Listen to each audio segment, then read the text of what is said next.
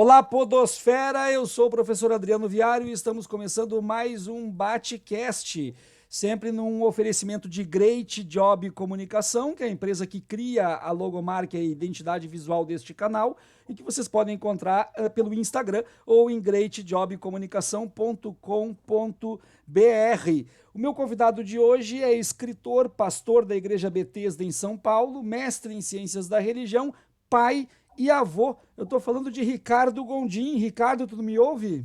Estou ouvindo bem. Uma alegria. Como é que tá o amigo?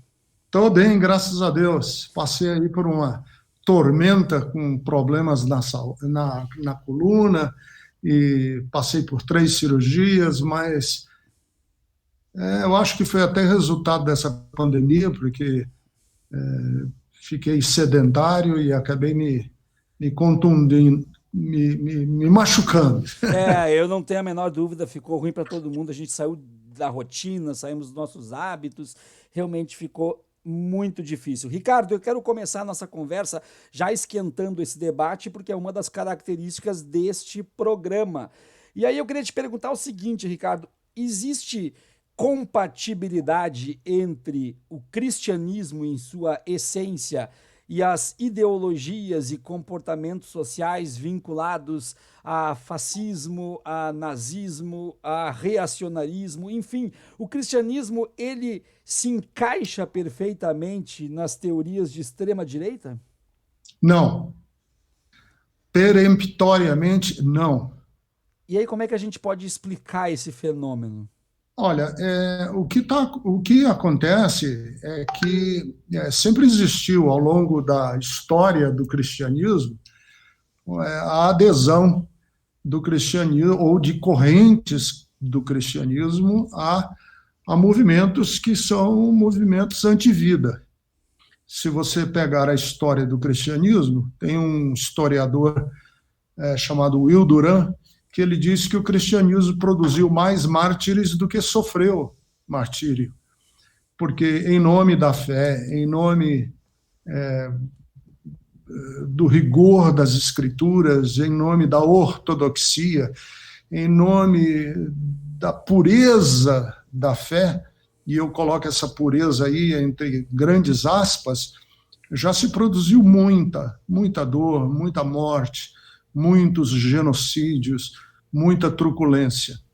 Então, quando você me pergunta, é possível uma confluência ou um tangenciamento do cristianismo com a extrema-direita?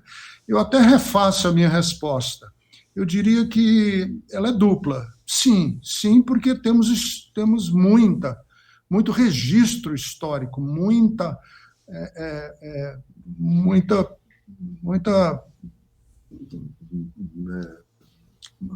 muita realidade que não pode ser negada. Mas sempre houve um grupo que eu chamo de remanescente, um pequeno grupo ou uma pequena fonte que resistiu a isso tudo e disse não, e deu esse peremptório não a tudo aquilo que conspira contra a mensagem essencial do Evangelho, que é a vida. Mas eu fico me perguntando, Ricardo, da seguinte forma: as pessoas que Não estou lhe seguem. ouvindo. Agora eu não estou ouvindo. Oi, oi, vamos ver aqui uma coisa. Tá me ouvindo? Alô? Não? Alô, alô, alô, alô, alô. Desculpe. Eu não estava lhe ouvindo, porque baixei aqui o som para não haver nenhuma Ah, interrupção, e não, hoje não lhe ouvi. não, tranquilo. Tá me ouvindo agora bem? Estou ouvindo Então, bem, então desculpe. vamos. Não, não, tranquilo, vamos lá. Mas eu te pergunto o seguinte: as pessoas que seguem o cristianismo, independentemente da ideologia destas pessoas, a gente parte da ideia de que elas conhecem a trajetória de Jesus Cristo. Partimos desta ideia. Se elas conhecem a trajetória de Jesus Cristo, é possível que elas entendam de algum tipo de interpretação que o Cristo, Jesus, defenderia esse tipo de ideias de extrema-direita? Existe na história do cristianismo algum autor, algum teólogo que tenha em algum momento feito toda uma reformulação das palavras do próprio Cristo que justifique o que estamos aí hoje, porque o que eu quero é tentar entender isso de alguma forma, né? Não, eu sei. O Viaro, o professor Viaro, é importante a gente dizer que a fé cristã ela teve continuidade histórica devido a textos, né? Os textos que são atribuídos aos evangelistas, Mateus, Marcos, Lucas e João, 13 cartas do Novo Testamento que são atribuídas a Paulo, há alguma controvérsia em algumas delas, mas são atribuídas a Paulo, e são 27 os textos do Novo Testamento. E algumas que são atribuídas a João, outra a Tiago, a um determinado João e Pedro, enfim, são textos, e os textos eles são passíveis de diversas interpretações. Você pode encontrar num texto, por exemplo, dos evangelhos, do Evangelho de Jesus, numa das parábolas que Jesus contou, em que ele diz assim, não posso fazer o que... Na verdade é uma parábola, não é nem um texto literal da fala de Cristo, mas uma parábola dele, que ele diz, não posso fazer com o que quiser com aquilo que é meu. Ora, esse texto foi usado para legitimar, inclusive, a escravidão. Foi usado por escravos, ou por escravocratas, para legitimar a escravidão. Não posso fazer porque os escravos... Eram propriedades, né? Propriedade. Era uma propriedade, era um bem, né?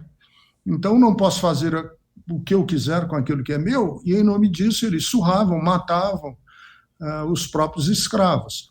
Então, eu estou dando aqui um pano de fundo só para dizer a você que, infelizmente, os textos, inclusive as palavras de Jesus, já foram usadas de uma maneira muito equivocada para legitimar guerras, para legitimar a violência, para legitimar Paulo, inclusive textos de Paulo que são usados para legitimar a escravidão, o domínio dos homens sobre as mulheres, a misoginia.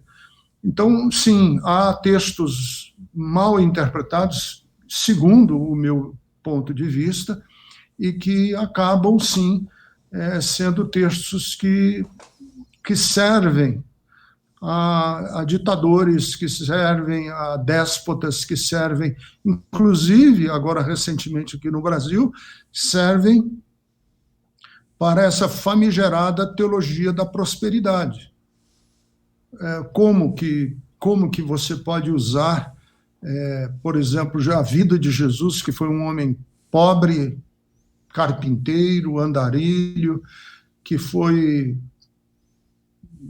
um desviado, por assim dizer, da religião, que andou nos arredores do poder, nunca frequentou nenhum palácio, era de Cafarnaum, não era de Jerusalém, onde estava a sede do poder imperial de Roma, e era a sede também do poder eclesial de Israel. Ele não era de lá, ele era de uma outra cidade, que ficava na Galileia, ele não era da Judéia. Ele ficava numa outra região. Então, ele compareceu, segundo os relatos dos evangelhos, a Jerusalém apenas 2 vezes, e na terceira foi crucificado. Aí eu te faço uma pergunta assim, ó, o problema ele me parece maior, porque daí além destas interpretações do cristianismo estarem dentro de um discurso de extrema direita, e aqui, quando eu digo extrema direita, eu quero me fixar especificamente nos discursos de ódio, e aí é que eu vejo a grande incompatibilidade, utilizar o Cristo numa base que discursa e que exala ódio. Mas isso me parece maior ainda o problema quando isso não está somente em algumas igrejas e somente em alguns discursos públicos, mas está também dentro do Estado constituído a partir de uma bancada específica, numerosa, que traz um poder muito grande a esse Estado constituído e que faz com que a gente tenha, então, não só esse cristianismo como base de uma ideia fascista ou reacionária, mas esse cristianismo, com todas as aspas possíveis, esse cristianismo fascista como base de um próprio governo fascista. E aí eu lembro que há alguns anos tu publicaste um texto lá, que Deus me livre de um Brasil evangélico, e aí eu te pergunto, como é que tu vê tudo isso olhando para trás e vendo que muitas das críticas feitas àquilo que tu escreveste tá aí, tá acontecendo, tá na mesa. O que tu pode dizer sobre isso? Quando eu escrevi o texto, eu, obviamente, não tenho nenhum dom de prognosticar nada, né? Eu não tenho nenhum dom de antever coisa nenhuma. Eu fiz o texto porque eu percebi que, no andar da carruagem das teologias que estavam sendo, por assim dizer, fertilizadas naquele tempo, ia dar errado, ia dar muito errado, como deu. Quer dizer, a minha profecia se cumpriu, não por eu ter o dom da premonição, se cumpriu porque eu fiz uma leitura de pontos teológicos que eu achei que eles, sendo levados a cabo, eles iriam dar onde deram. Quais são as minhas críticas a essa bancada que hoje empodera e capacita esse presidente da República com a sua agenda fascista? Primeiro, é uma agenda muito moralista. E por moralismo, eu não estou querendo fazer nenhuma conexão com valores éticos, porque há uma diferença brutal entre ética e moralismo. O moralismo ele tem na sua raiz a eleição de certas e determinadas pautas e o abandono de outras. Esse é o moralismo. Moralismo, para quem não tem muita familiaridade com o termo, o moralismo é eu, por exemplo, criticar, sob o meu ponto de vista, certos e determinados comportamentos da sexualidade e fazer vista grossa para a injustiça social, fazer vista grossa para racismo estrutural. Isso é moralismo. Ética tem a ver com integridade, tem a ver com critérios de escolhas, com critérios de comportamento que não são apenas públicos, mas são interiorizados com valores que orientam a nosso comportamento individual e social. Ora, o fascismo que nós temos visto aqui no Brasil, ele é essencialmente moralista. O presidente da República foi eleito em cima de pautas moralistas, com mentiras, com fake news, desde o kit gay a essa famigerada narrativa falsa da ideologia de gênero, narrativa, a conexão maligna que foi feita entre o respeito à homossexualidade e a incesto, a estupro, a pedofilia, que foi feito, né? A ideia falsamente divulgada de que as crianças no ensino elementar estavam sendo orientadas a já tomarem certas e determinadas decisões sem a orientação dos pais, tudo isso era falso, tudo isso era mentira. E ele foi eleito, quer dizer, eu uso essa expressão, ele parasitou no mundo religioso, porque sabia que o mundo religioso era e é conservador no Brasil, mas é muito refratário a esse tipo de notícia, de narrativa, de pânico moral. Ele criou um pânico moral. Então, você me pergunta como é que existe uma proximidade do mundo religioso com o fascismo. Porque o mundo religioso também tinha e tem aspirações de uma teologia que se difundiu nos Estados Unidos e chegou aqui no Brasil, que é chamada de teologia do domínio, na versão mais pentecostal, e ela é chamada de teologia do reconstrucionismo, numa versão mais histórica, de igrejas mais tradicionais, calvinistas. Aliás, o reconstrucionismo de um teólogo chamado Dushney, que ele...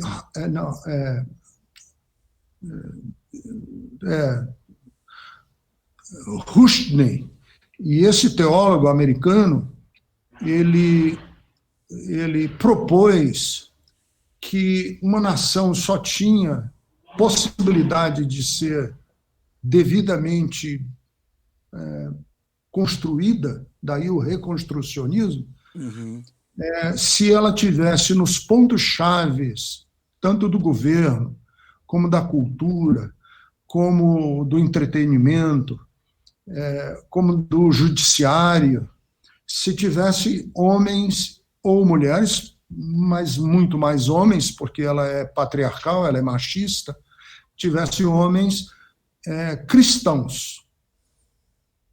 Então, para o Brasil ir para frente, precisava ter nos pontos chaves do governo, da cultura, etc., etc., pessoas cristãs. Por quê? Porque, segundo a teoria dele, só uma pessoa redimida, só uma pessoa salva, só uma pessoa nascida de novo teria condições de ser justa. Por quê? Porque como você pode ter um juiz que legisle corretamente, ou que legisle não, ou que dê sentenças, ou um deputado que legisle, um juiz que dê sentenças, um promotor de cultura no Ministério da Cultura, se ele for salvo, se ele for redimido, se ele for refeito em Cristo, se for feito uma nova criatura de Cristo. Porque um pecador, ele vai deixar vazar o pecado dele nessas questões. Ora, onde está... Por que os evangélicos navegam e aceitam? Porque eles acreditam que, tendo nas cabeças de ministério uma Damares, tendo na cabeça dos STF, ou no STF, com a possibilidade de ser presidente do STF, eventualmente, um Mendonça, tendo em diversos órgãos de cultura pessoas cristãs, o Brasil vai para frente. Onde está o erro disso? O erro disso está em dois pontos, né? Primeiro, é uma visão pessimista do ser humano, como se as pessoas que não são cristãs fossem incapazes de ser íntegras e corretas. Como assim? Eu vou, então, entrar num avião e o piloto do avião não vai ser correto no checklist dele para levantar voo? O médico que eu me consulto, ele não vai ser um médico correto porque ele não é cristão? Ele precisa ser cristão para ser um médico correto? Ou para ser o diretor do hospital, para ser o ministro da saúde? Está errado. E o segundo erro, que é o outro lado da moeda, é uma visão exageradamente otimista dos cristãos. Quer dizer que, por ser cristão, ele não faz besteira, por ser cristão, ele não pisa na bola, ele não é corruptível, por ser cristão, ele não pode cometer atos horrorosos e escabrosos. A história está lotada de exemplos assim. Mas o segmento evangélico abraçou essa possibilidade e olha para o presidente da República como como um elo da corrente. Eles chegam a dizer o seguinte: o presidente em si não necessita ser um homem propriamente correto, mas que ele esteja sendo pautado por pastores, ele esteja sendo pautado por influenciadores da cabeça dele para ele fazer esse tipo de decisão. E é por isso que o atual presidente da República acaba prometendo um ministro do STF terrivelmente evangélico. Aí a gente começa a entender os meandros desse parasitismo que há entre a extrema-direita, que eu não gosto nem de chamar de extrema-direita, é um nazifascismo que está aí, com uma nova roupagem, com uma nova cara, mas os elementos são todos desse nazifascismo, e o meio religioso, o meio evangélico, prioritariamente, e também, diga-se de passagem, sejamos honestos, segmentos conservadores do catolicismo e carismáticos do catolicismo brasileiro estão dentro dessa mesma onda. E, segundo eu já soube também, até do espiritismo kardecista. Eu te confesso que eu tenho muito problema para falar do espiritismo kardecista, e os meus ouvintes que me perdoem, mas eu vou fazer, inclusive, um episódio específico sobre essa questão também, porque assim como tu falaste lá atrás, que uma passagem foi deturpada, inclusive para justificar a escravidão, nós temos na essência do espiritismo, sobretudo nas primeiras revistas de Kardec, antes de publicar o Livro dos Espíritos, muito antes do Evangelho segundo o Espiritismo, nós tivemos nas primeiras revistas do Kardec a própria questão da reencarnação como forma de pagar numa vida pelo que fez na outra, uma justificativa para o escravismo. Naquele momento em que, então, a pessoa branca podia ficar um pouco mais tranquila, porque o escravo, na verdade, ele estava pagando por algo que ele tinha feito em outro momento. Aí, claro, a gente pode voltar, inclusive, em Padre Vieira, no século XVII, quando vai um homem, um intelectual formidável, mas que vai trazer nos seus sermões, então, a sua pedagogia da escravidão, onde ele dizia para os escravizados que todo o sofrimento que eles passavam só podia ser comparado ao sofrimento de Cristo, e, portanto, o que esperava para eles era a mesma coisa que foi com Cristo. São algumas manobras, algumas articulações retóricas fantásticas utilizadas por uma situação completamente às avessas. Mas aí eu trago para ti uma outra contribuição, né? Tu falaste, inclusive, da forma que o presidente procede, da forma das pessoas que estão à sua volta que procedem. Tu observa que no discurso na ONU, quando ele traz de uma forma completamente deturpada que o Brasil está melhor, que o Brasil é outro país e tudo mais, uma das questões que ele coloca direto é o Brasil acredita em Deus. Né? O Brasil está junto com Deus. Então, uma das primeiras questões que ele coloca, o que mostra também uma característica muito forte do fascismo, que é o fascista não governa para o seu povo, ele governa para os seus pares. Então é uma coisa completamente diferente. E aí traz de novo aqueles discursos do presidente na época da campanha dele, que ele dizia que a minoria vai ter que se curvar à maioria. Né? Então eu vou governar para os meus e os demais vão ter que aceitar. Eu não tenho nada contra o negro, mas por que não anda como a gente quer que ande? Porque senão vai lá para a prisão mesmo, já vinculando a criminalidade pela cor da pele. E aí eu te pergunto, Ricardo, na tua trajetória, talvez seja uma pergunta muito difícil de responder, mas eu quero propor essa reflexão. Na tua trajetória cristã, nós estamos piorando, estamos melhorando ou estamos estacionados em relação a seguirmos de fato a palavra de Cristo? Viaro, nós estamos como sempre tivemos. A história do cristianismo sempre foi assim, ela sempre foi muito tensa entre o cristianismo. Aliás, quando a gente fala a expressão cristianismo, nós estamos, na verdade, concebendo uma fé muito consolidada a partir de Constantino, né? Uhum. Nós estamos tendo uma visão de um cristianismo que se tornou oficial, de um Uhum. cristianismo que se tornou legitimado pelo poder temporal, pelo poder, por assim dizer, mundano, secularizado, já é em si uma negação do Jesus que a gente encontra nos relatos dos evangelhos, que jamais buscou essa, essa chancela. Jesus jamais buscou a chancela, quer seja do clero, quer seja do poder imperial de Roma, que dominava a Palestina naquela época.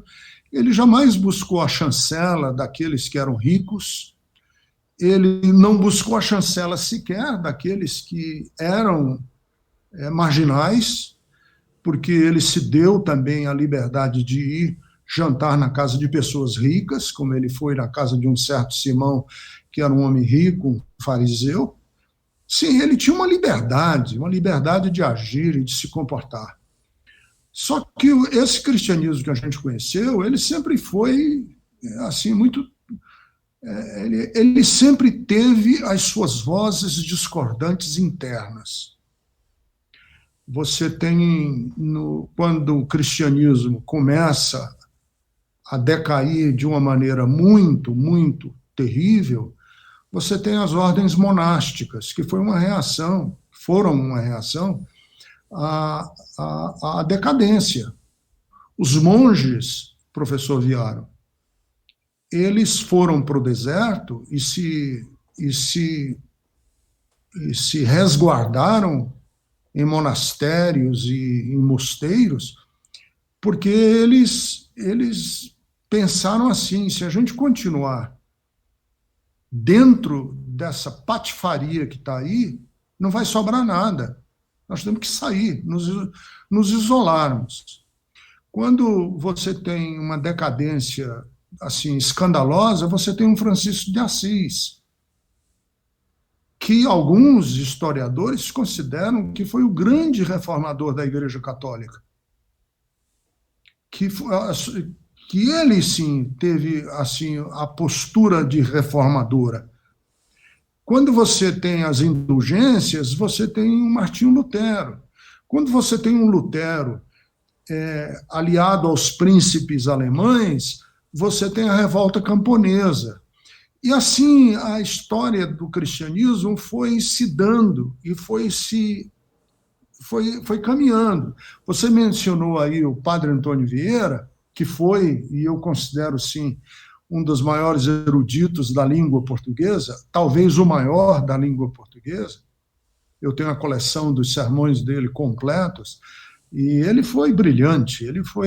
As leituras que ele faz do Evangelho, claro que a gente tem que datar, mas as leituras que ele faz dos evangelhos são brilhantes, são textos arrebatadores, não só sob o ponto de vista da percepção, da forma aguda que ele vê as coisas, profunda, mas também pelo brilhantismo em escrever.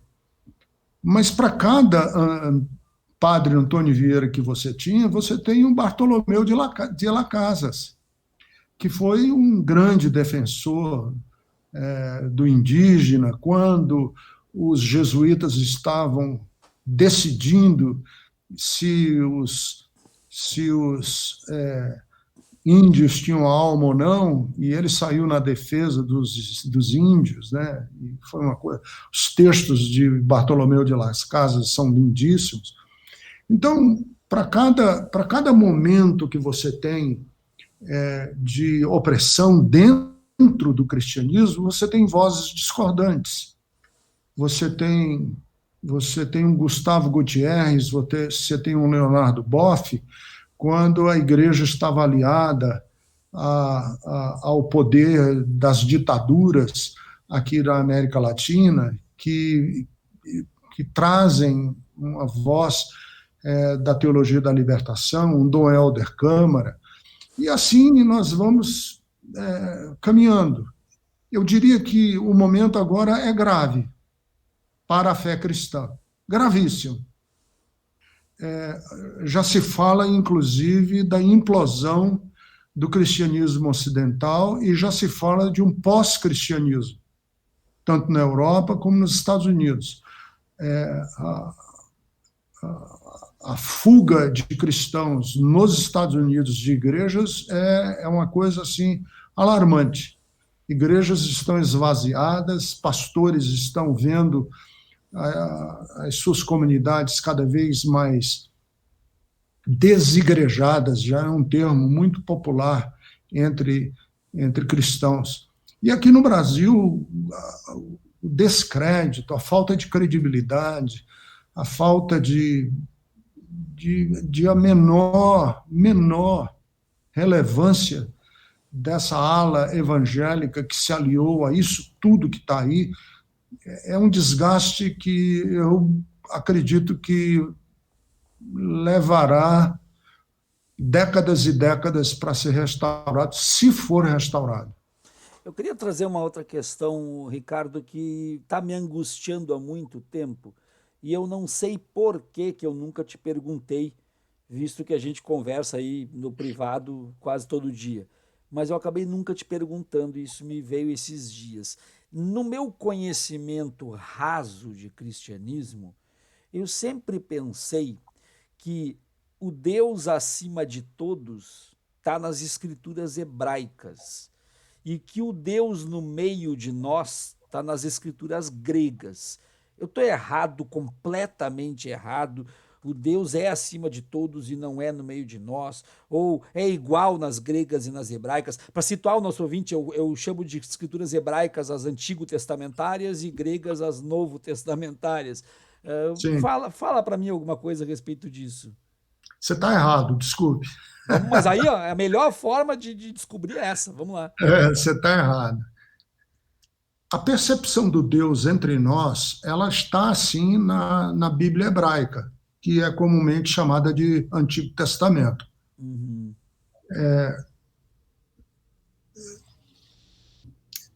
Está assim. Veja, é porque nós temos que aprender a ler a Bíblia, e quando eu falo a Bíblia, eu estou usando os dois testamentos, Uhum, uhum, a Bíblia hebraica e o Novo Testamento. Nós temos que aprender a ler a Bíblia tentando perceber as suas entrelinhas. uhum, Veja, por exemplo, como Deus está no meio de nós na Bíblia hebraica, no Antigo Testamento. Quando Israel sai do Egito, no Êxodo, uhum. e perambula pelo deserto durante 40 anos, eles tinham um templo móvel, porque eles estavam perambulando. Sim, sim.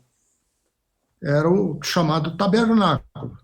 Era uma tenda, era uma barraca, que colocava no lombo dos camelos e ia no caminho.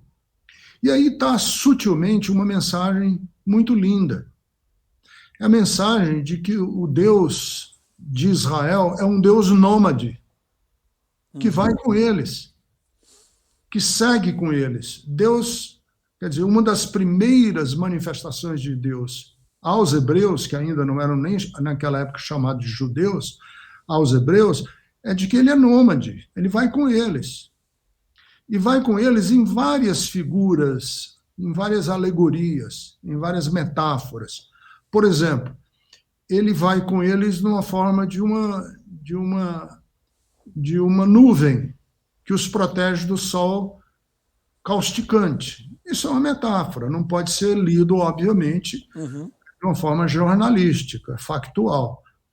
E vai com eles numa coluna de fogo, porque o deserto é gélido, é frígido, é gelado à noite. Então ele os aquece durante a noite, ele os protege do calor durante o dia e caminha com eles. Existem tantas mensagens do Deus entre nós no Antigo Testamento e que vai se consolidar na vida de Jesus. E na vida de Jesus, não como uma narrativa grega. Na vida de Jesus, dentro da narrativa hebraica, porque Jesus é judeu.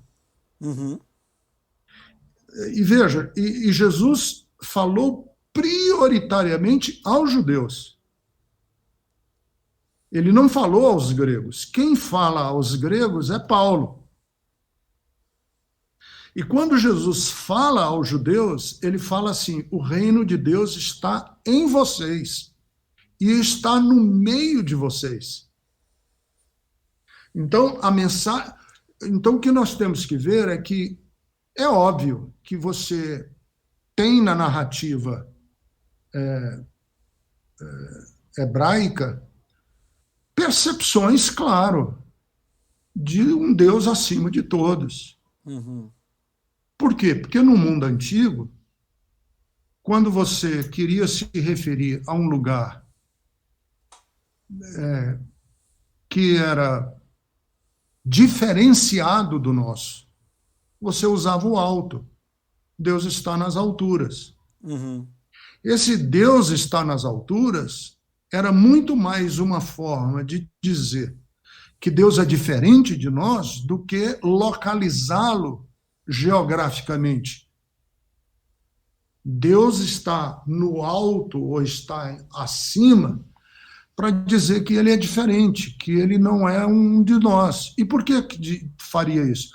Porque, veja, Israel está rodeado de percepções da divindade que muitas vezes confundiam com animais, que confundiam com as próprias pessoas, com homens, com serpentes, com bichos.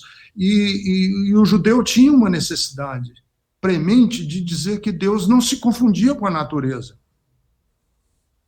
Então, ele não é um Deus igual à natureza, porque Israel lutava e relutou muito para dizer que o Deus de Israel não era um panteísmo, não estava dentro do panteísmo, que ele era único, que ele era diferente da natureza e que nós carregamos. Então, assim, a percepção tanto do Antigo como do Novo Testamento é que Deus está entre nós. Deus vive em nós. E o Deus do fascismo está acima de todos. O Deus do fascismo está acima de todos, porque ele é um Deus que rege a humanidade dentro de uma lógica maquiavélica. Exato. O Deus do fascismo é maquiavélico. Ele usa pessoas. Ele não tem respeito pela vida humana. Porque Então nós os fins podemos. são mais importantes do que qualquer coisa. E para chegar aos fins, ele atropela vidas, ele mata pessoas. Ele altera o atestado de óbito. Ele relativiza a mãe, a própria mãe. Ele vê a mãe morrer num dia e vai fazer motociata no outro. Porque o Deus do fascismo não tem nenhum apreço pelas vidas humanas. Ele tem apreço pela sua agenda, pela sua programação. Então, o Deus do fascismo é um Deus que tem um bem último a ser realizado, que é a glória eterna, que é a utopia, que é o mundo perfeito que ele quer, o mundo das simetrias, o mundo da felicidade plena, o mundo da ordem, o mundo do progresso. E para chegar a esse mundo perfeito, esse mundo glorioso, ele passa por cima de todos. Ele não tem nenhum cuidado com ninguém, ele não zela por ninguém. Ele mata, ele dá de ombros, ele diz: e daí? Então nós podemos dizer que o fascista criou o seu Deus à sua imagem e semelhança. Isso. O fascista criou um Deus à sua imagem e semelhança e acredita que esse Deus que ele criou à sua imagem e semelhança está a serviço do seu projeto. Que é justamente legislar apenas para os seus pares e legislar para aqueles que odeiam tudo que ele odeia. O Deus do fascista não é amor, então, acima de Não. tudo, né? O Deus do fascismo é a violência. O fascismo tem como principal ideologia a violência como método de transformação da sociedade. Né? Mas, Os camisas negras na Itália eram bandos, hordas de homens violentos que saíam espalhando morte pela Itália para que se cumprisse o projeto do fascismo. E agora, veja, o fascismo ele não é necessariamente um regime. ele é uma ideia, né? Ele é uma ideia que permeia regimes. Até porque eles sempre estiveram aí. Não foi a rede social que os criou e nem esse presidente. Não, ela já estava aqui, Ele sempre esteve aí. sempre esteve aí. Ou Ele, dentro de um ovo ou fora de um ovo, mas sempre esteve aí. é, exatamente. Sempre esteve aí e numa quantidade específica que tem o poder de, aí sim, na nossa polarização, de ter os agregados. Até porque se a gente tem 15% deles, eles conseguem ter os agregados que multiplicam o seu tamanho, porque os agregados são aqueles que sim aí vão no seu individualismo, pensando no seu projeto de vida, e se encontram ali a possibilidade de ganhar alguma coisa, acaba criando um coro muito maior e dando essa substância do movimento que aí está. Mas sempre estiveram, até porque Uhum, nunca tiveram um candidato em condições de vencer. Tiveram agora. E quando uhum, tiveram, então, saíram das suas cascas e decidiram perder a vergonha de serem racistas, de serem machistas, de serem LGBTfóbicos, de serem classistas. Perderam a vergonha de tudo. Hoje eles dizem o que são. Nós vimos agora há pouco tempo um ex-policial em Santa Catarina, um vídeo na internet, dizendo para esposa negra: eu odeio negros. E eu odeio teu filho, que é um eu vi, negro. eu vi, Né? eu vi. Então, Tragédia. eles perderam totalmente essa vergonha. Mas aí, Ricardo, eu quero te trazer então mais uma questão. Eu te perguntei na. Antes de Fale, você trazer, ok. porque está na minha cabeça aqui e eu não quero perder esse Vamos lá, raciocínio. vamos lá. O neoliberalismo é fascista. Sim, sim. Ele é fascista. Porque o neoliberalismo tem como lógica, e aí eu quero entrar na área religiosa, Opa. porque a teologia da prosperidade, e essa teologia que está muito no senso comum do Brasil, ela navega nas águas do neoliberalismo. Portanto, essas igrejas neoliberais, ou essas igrejas neopentecostais, são também neoliberais, porque elas se baseiam na meritocracia. Então, o que é o neoliberalismo? Quem não tem competência não se estabelece. E quem tem competência domina o mercado. E pode dominar o mercado sem restrições. E para dominar o mercado sem restrição nenhuma, o que não teve competência vai servir de mão de obra barata. O pobre, nós não precisamos que ele se eduque, nós não precisamos, não há necessidade de que o pobre, de que o preto, a preta, de que os indígenas, não, eles não têm valor nenhum. O único valor dele é de prover mão de obra barata para que as rodas da economia funcionem, girem. Então, o neoliberalismo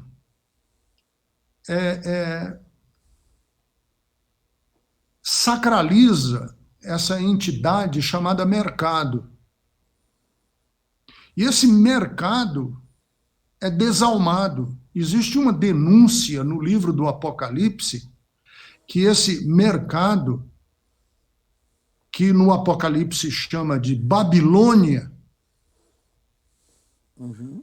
o livro do Apocalipse diz assim: da Babilônia que mercadeja, inclusive, as almas dos homens. Negocia a alma dos homens. Porque na religião já tem isso, Oviaro.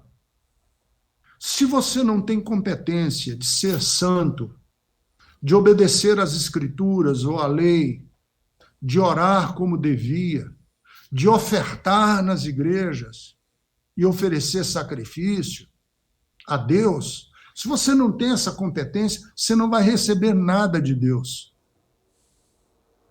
Você só recebe de Deus se você se mostrar competente, se mostrar apto.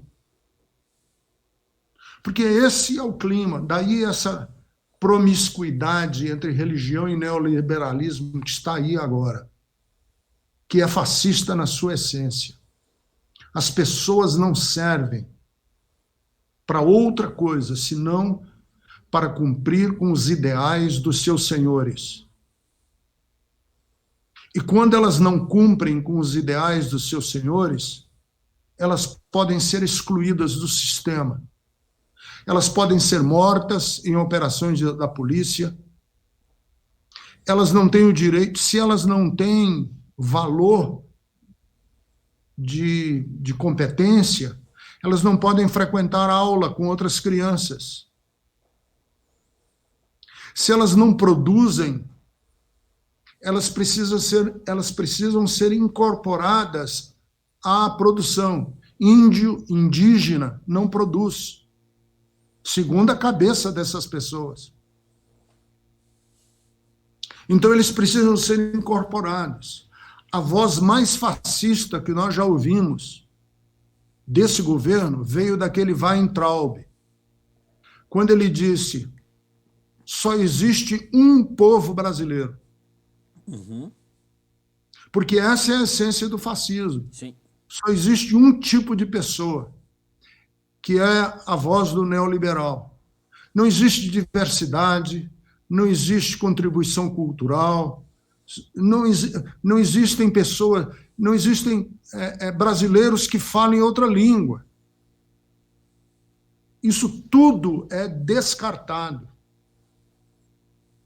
em nome do mercado. Então, é fascismo. Nós estamos vivendo um fascismo no Brasil. Só não vivemos um fascismo clássico porque o presidente da República é um tolo, é um louco, perverso, rodeado de um bando de asseclas que estão ali para vampirizar e para botar a mão no máximo de dinheiro que eles puderem antes que esse governo se esfarele diante dos nossos olhos.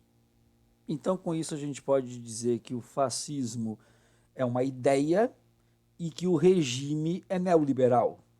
Exatamente. E com isso a gente fecha o pacote, né? A gente fecha o pacote e a gente traz na esteira do que tu acabou de falar, que falta a ele, para ser um fascista clássico, os elementos do fascismo, os símbolos, símbolos eu digo de adesão. Ele não tem, por exemplo, uma juventude bolsonarista. Ainda bem. Nós temos algumas páginas da juventude bolsonarista nas redes que não conseguem juntar 1000 jovens com 40 páginas. Então ele não tem uma juventude bolsonarista, ele não tem um partido. Só que aí, Ricardo, eu acho que a falta... E assim, ele não tem uma juventude, ele só não tem uma juventude porque ele é completamente louco, ele é um incompetente, sim, só por isso. Justamente porque ele não tem uma teoria fascista também. Ele não tem, exatamente. E ele não tem teoria porque ele não lê. Ele não tem teoria porque ele não lê. Ele não conseguiu articular. Tá? Então assim, se ele tivesse à frente do partido integralista, nós estaríamos muito piores. Muito piores. Se ele fosse um Gustavo Corsão da vida aí, nós estaríamos perdidos. Nós estaríamos perdidos. Então, a nossa sorte, por incrível que pareça, é da burrice, da ignorância, da inépcia do presidente da República. Até porque a gente chega a um ponto em que eu costumo dizer que ele é o combo, porque as pessoas costumam dizer assim, não chama de louco porque ele não é louco, ele é bandido. Não, ele é tudo, ele é bandido e é louco também, e é burro também, ele é o combo de tudo. Se reúne Uhum, tudo dentro de uma uhum. única pessoa. Mas aí o que eu queria te propor, que a gente está se encaminhando para a última parte do programa, eu queria te propor o seguinte, então a gente falou que a trajetória, tu dissesse que a gente está como nós sempre estivemos. Eu quero puxar um pouco para dentro do cristianismo e, sobretudo, para dentro da história do movimento evangélico no Brasil. Mesmo que eu saiba que esse é um tema muito extenso, mas aí eu quero contar com o teu poder de síntese. Onde foi que esse movimento se perdeu, Ricardo? Olha, esse movimento se perdeu quando o movimento evangélico americano começou a formatar o protestantismo brasileiro. Porque, Uhum. preste atenção, a força do movimento evangélico norte-americano se tornou tão forte que o movimento evangélico no Brasil é como geladeira na época da minha avó, que toda geladeira se chamava Frigidaire. Uhum. Na época dos meus pais, toda como é que a gente chama, scooter, se chamava de lambreta. Creme dental era dentifrício. Todo era dentifrício. Quer dizer, a marca era tão forte que a marca ficou confundida com o produto.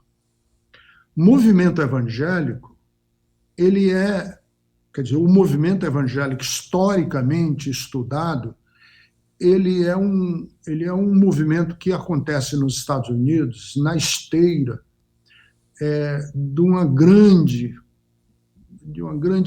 crise que houve no fundamentalismo no comecinho do século XX, quando houve um julgamento de um professor secundário que foi julgado no sul dos Estados Unidos porque ele estava ensinando a evolução e ele foi processado. E esse professor chamava Scopes e ficou conhecido nos Estados Unidos como o Scopes Trial. E também nessa época circulou uma ficção, uma novela, um livro de ficção, um romance, sobre um evangelista picareta, que era um personagem ficcional, mas era um picareta, chamado Elmer Grant. E nessa confluência entre o julgamento do Scopes, assim, um escândalo de burrice, de tolice, daqueles que defendiam o criacionismo, porque houve um embate entre criacionismo e evolucionismo, entre Darwin e cristianismo. Obviamente, assim, foi um escândalo. O Scopes acabou perdendo, porque foi no sul dos Estados Unidos, teve que pagar lá uma multa pequena, mas o desgaste do fundamentalismo foi muito grande.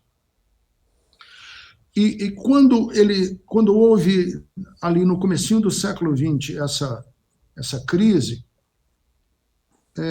alguns teólogos pensaram em dar continuidade ao fundamentalismo, mas mais oxigenado, com a melhor capa, com um verniz mais bonito. E eles chamaram de Evangelical Movement, movimento evangélico. E colocaram como grande profeta, como grande oráculo desse movimento evangélico, um Boa Pinta, legítimo, boa pinta, olhos azuis, alto, esguio, família doriana, chamado de Billy Graham, bem Uhum. articulado, bem carismático. E essa biligramização do protestantismo chegou no Brasil e começou a dar a cara ao protestantismo. E deu tanto a cara ao protestantismo que esse fundamentalismo é uma linha que a gente pode ver tomando corpo ao longo das décadas e que vai, assim, todo evangélico é evangelical, é evangelical movement, quando não é, ou como não deveria ser. Sim. Não deveria ser. Então, onde nós erramos? Quando nós deixamos que o protestantismo ou a tradição das reformas, porque não houve só uma reforma, das reformas protestantes do século XVI, se diluíssem dentro do movimento evangélico. E o movimento evangélico é fundamentalista, é machista, patriarcal, é racista, porque todo o entorno da teologia dele é formulada dentro dos Estados Unidos, do sul dos Estados Unidos, num ambiente da segregação ainda, das leis do Crow, da Crow, da Crow Law, lá que havia da segregação dos Estados Unidos. Então, é isso. Por exemplo, o Martin Luther King não era evangélico. Ele não era evangelical. Martin Luther King era um pastor batista que não tinha nada a ver com o movimento evangélico do Billy Graham. Uhum. Inclusive, o Billy Graham tentou fazer uma aproximação com ele, com o Martin Luther King, no começo do ministério do Martin Luther King. Martin Luther King falou na abertura de uma das campanhas do Billy Graham, e mais na frente, o Martin Luther King falou: olha, não tem nada a ver com isso. Minha caminhada é outra, a nossa caminhada aqui é outra. Como de muitos nos Estados Unidos. E como muitos na Europa, que nunca... protestantes que não têm, da igreja anglicana, igreja episcopal, da igreja luterana, que não são evangélicos, mas são protestantes. Muito bem, eu queria, para encerrar a nossa conversa, Ricardo, perguntar para ti o seguinte: existem outros Ricardos Gondins no Brasil, né? Nós não podemos chegar ao ponto de achar que o Ricardo é a nossa única esperança e todo o resto é fascista, porque a gente está perdido realmente. Te pergunto, Ricardo, tem mais Ricardos por aí no Brasil? Opa! Teve uma época em Israel que o profeta Elias achou que estava sozinho, e Deus falou com ele dizendo: olha, não se sinta assim não, tem 7.000, existem 7.000 que ainda não se dobraram aos falsos deuses. Existem sim, mais de 7.000 aí que estão... Tem uma geração jovem, Oviaro, de pastores que está dizendo não a tudo isso, e tem uma velha guarda aí que é resistência, e que está dizendo, os jurássicos que estão dizendo: olha, conosco não, essa coisa aí não pega com a gente não. Eu falei com o Ricardo Gondim e esse foi mais um Batecast. Assinem o Batecast, compartilhem o Batecast, ajudem a fortalecer esse canal. Meu amigo, foi uma honra e uma satisfação. Dá as tuas últimas palavras para o pessoal aí. Só para dizer que é sempre uma alegria conversar com você, e é bom para mim furar a minha bolha, falar com gente que está fora da minha bolha. Uma honra, um prazer, um beijo. Feito, um beijo também. Tchau, tchau. Tchau, tchau.